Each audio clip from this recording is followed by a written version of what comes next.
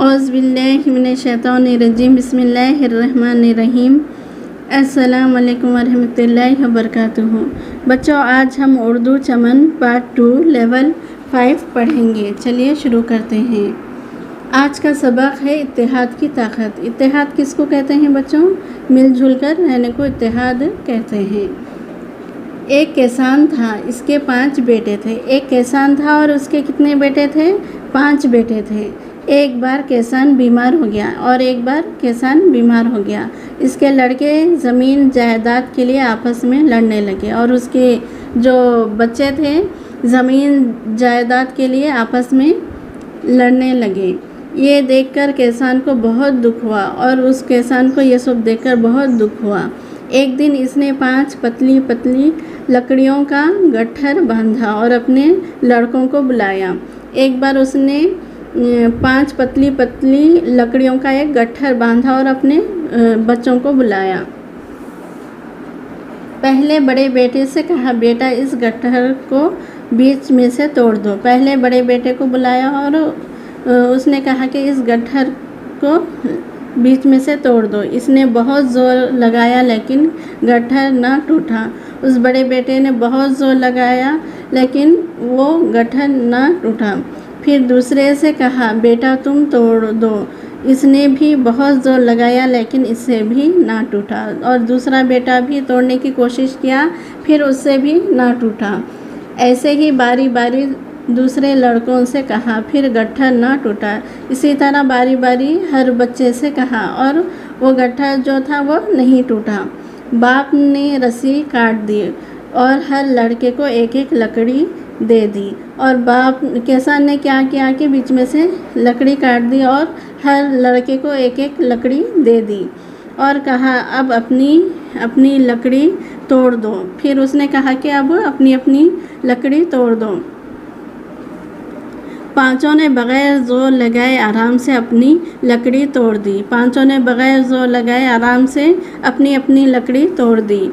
बाप ने इन्हें समझाते हुए कहा, फिर किसान ने उन सबको समझाते हुए कहा, प्यारे बेटो देखो, जब तक ये पांचों पतली पतली लकड़ियाँ एक दूसरे से बंधी हुई थी तो मज़बूत थी। और फिर किसान ने कहा कि प्यारे बेटो देखो कि जब तक ये पांचों पतली पतली लकड़ियाँ एक दूसरे में बंधी हुई थी तो मज़बूत थी। जब अलग अलग हो गई तो ये कमज़ोर हो गई।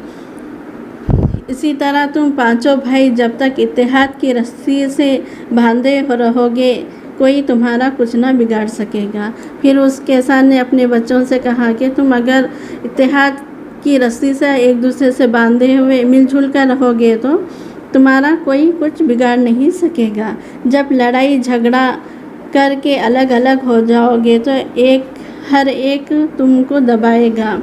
जब अगर तुम लड़ाई झगड़ा करके अलग अलग हो जाओगे तो तुमको हर कोई दबाएगा। मेरी इस बात को भूलना नहीं हो। फिर किसान ने कहा कि मेरी इस बात को भूलना नहीं। इत्तेहाद में ताकत है और इत्तेहाद ही में ताकत है।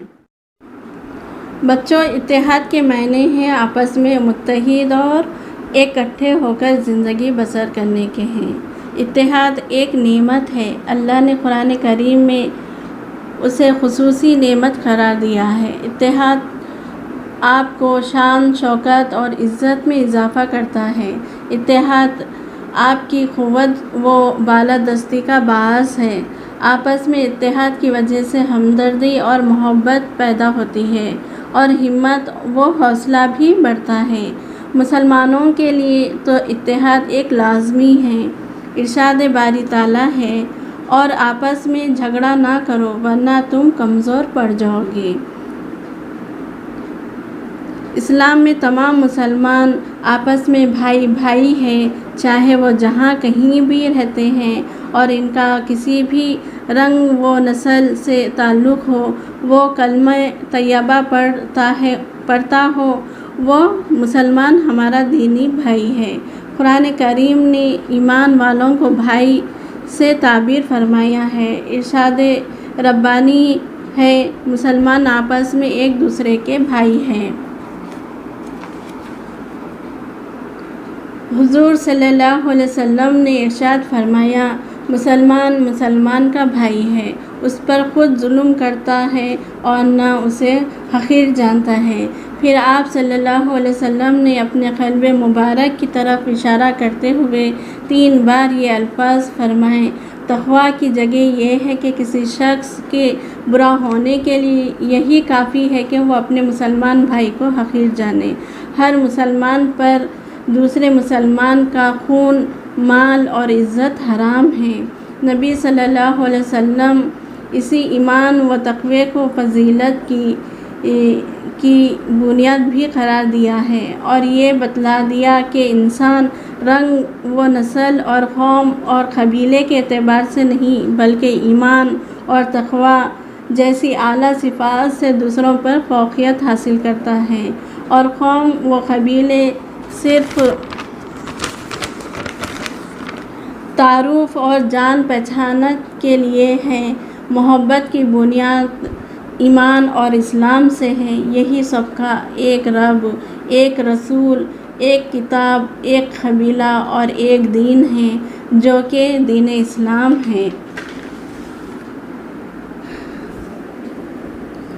इसीलिए बच्चों, हम सबको आपस में मिलजुल कर रहना चाहिए और हमारे प्यारे नबी सल्लल्लाहु अलैहि वसल्लम के बताए हुए रास्ते पर अमल करना चाहिए।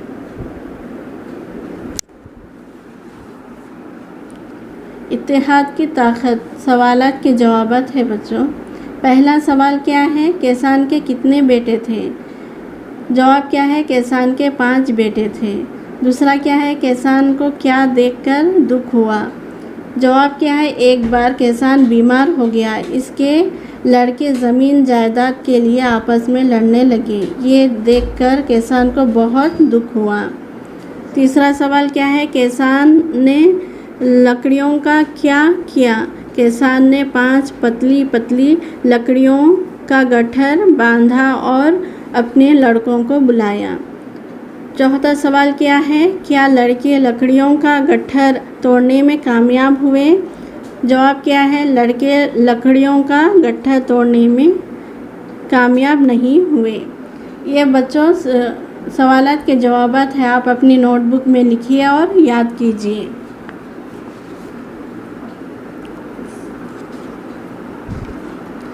मुश्किल अल्फाज के मायने हैं बच्चों। इत्तेहाद यानी एकता, यूनिटी को कहते हैं। जायदाद यानी धन दौलत, प्रॉपर्टी को कहते हैं। फिल इन द ब्लैंक्स है बच्चों। पहला क्या है, एक किसान था, इसके 5 डैश थे, नौकर, बेटे, पड़ोसी। तो यहाँ पर क्या आएगा, बेटे आएगा। एक किसान था, इसके 5 बेटे थे। दूसरा क्या है, ये देखकर डैश को बहुत दुख हुआ, बाप, किसान, पड़ोसी। तो यहाँ पर क्या आएगा, किसान आएगा। ये देखकर किसान को बहुत दुख हुआ। तीसरा क्या है, इसने बहुत ज़ोर लगाया लेकिन डैश ना टूटा, दरवाज़ा, डंडा, गट्ठर। तो गट्ठर आएगा यहाँ पर। इसने बहुत ज़ोर लगाया लेकिन गट्ठर ना टूटा। पांचवा क्या है, चौथा क्या है, पांचों ने बग़ैर डैश लगाए आराम से अपनी अपनी लकड़ी तोड़ दी। ताकत, दिमाग, ज़ोर। तो यहाँ पर क्या आएगा, ज़ोर आएगा। पांचों ने बग़ैर ज़ोर लगाए आराम से अपनी अपनी लकड़ी तोड़ दी। नीचे दिए अल्फाज को अपने जुमलों में इस्तेमाल कीजिए। यहाँ पर वर्ड्स बता दिया गया है बच्चों, आपको सेंटेंस बनाने के। जुमले यानी सेंटेंस को कहते हैं। पहला क्या है, बीमार, किसान बहुत बीमार था। दूसरा क्या है, गट्ठर, आप ये घर पे मुकम्मल कीजिए। तोड़ दो, किसान ने कहा अपनी एक लकड़ी तोड़ दो। मुनासिब जवाबों पर सही निशान लगाइए। पहला क्या है, एक बार किसान बीमार हो गया, बूढ़ा हो गया, तंदुरुस्त हो गया, जवान हो गया। तो यहाँ पर क्या आएगा, बीमार हो गया। एक बार किसान बीमार हो गया। ये भी आप अपनी नोटबुक में लिखिए और याद कीजिए। आज का सबक इतना ही। अल्लाह हाफिज़।